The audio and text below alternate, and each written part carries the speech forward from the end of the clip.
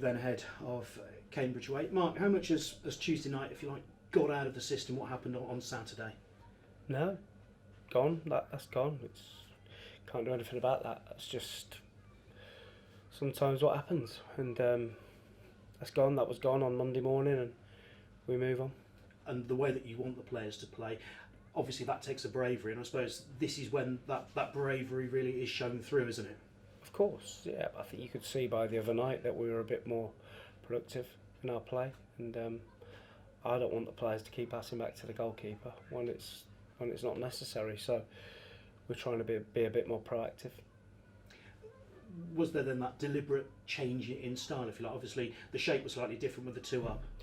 No, it was just a case of getting players that needed minutes a game and trying to fit those into a system where we could be competitive. Matty Stevens obviously bagged himself a brace. Do you feel he's now up and running properly?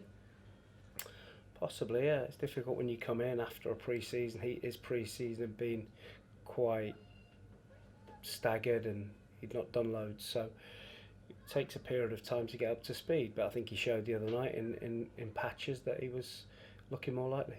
And presumably, having got that goal and the second one straight after as well, his confidence is going to go through the roof, isn't it? You'd hope so. I think he's pretty confident boy anyway. So we played well. I watched it back. Yesterday, and you don't realise how well we played till I actually watched it back. I didn't feel we played as well as that on the night, but when you watch it back, some of the football we played was magnificent, and we had over 70% possession against the Premier League team. Has there been an extra spring in Matty's step in training? Has that been noticeable?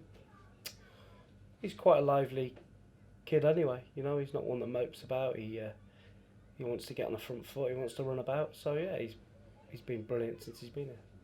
Obviously, you made the loan signing from Celtic at the start of the week. Has that now bedded in with a few days training for young Aitchison? Yeah, well, he arrived on Monday, and obviously we had the game on Tuesday, day off Wednesday.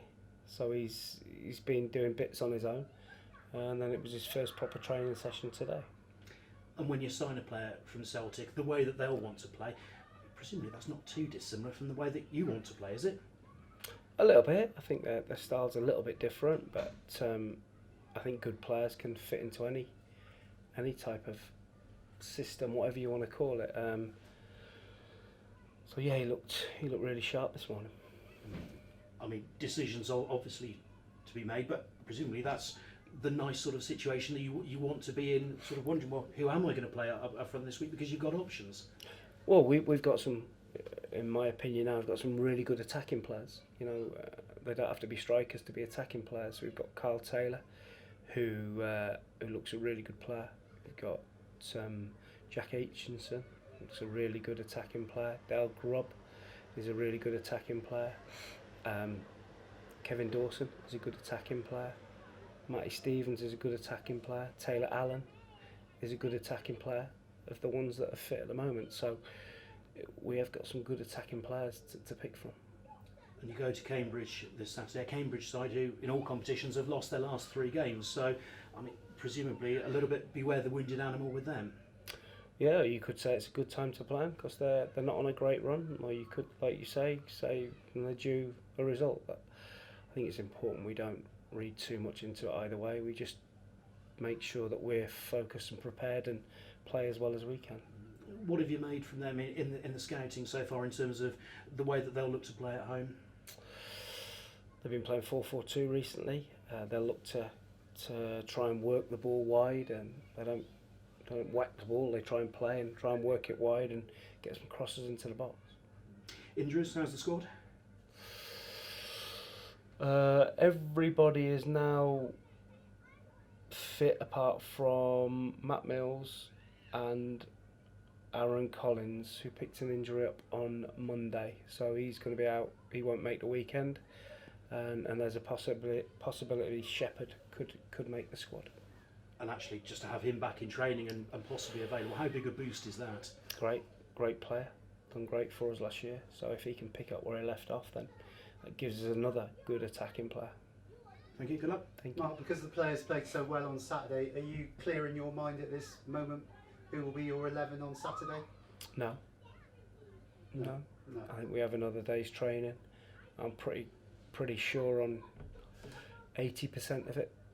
So we'll have a good think about it And tonight. I should think to have a dilemma, that's something a manager quite likes, really.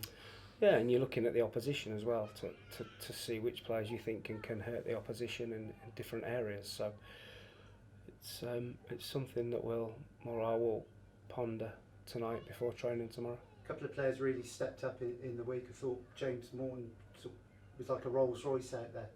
Kitchen as well. There were a lot of pluses. Yeah, there was a lot of pluses the other night, and like I say, when you watch the game back, you realise how well we played, and but then we have an opportunity. Some boys that played 90 minutes the other night can maybe not get 90 minutes tomorrow, but on Saturday, but might play 30 minutes. So we keep it fresh.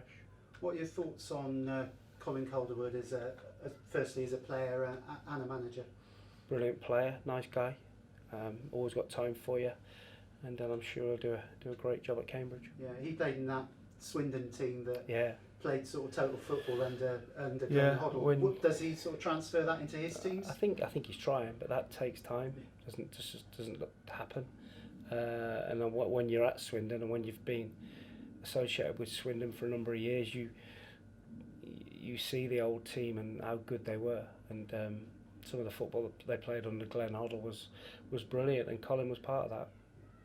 Tough place to go, Cambridge. Their fans can make a right old racket if it's going well, but they sometimes get on them if they're not. We had a good result there last year, and if we can play anything like we did that night, then we'll have a chance. Okay.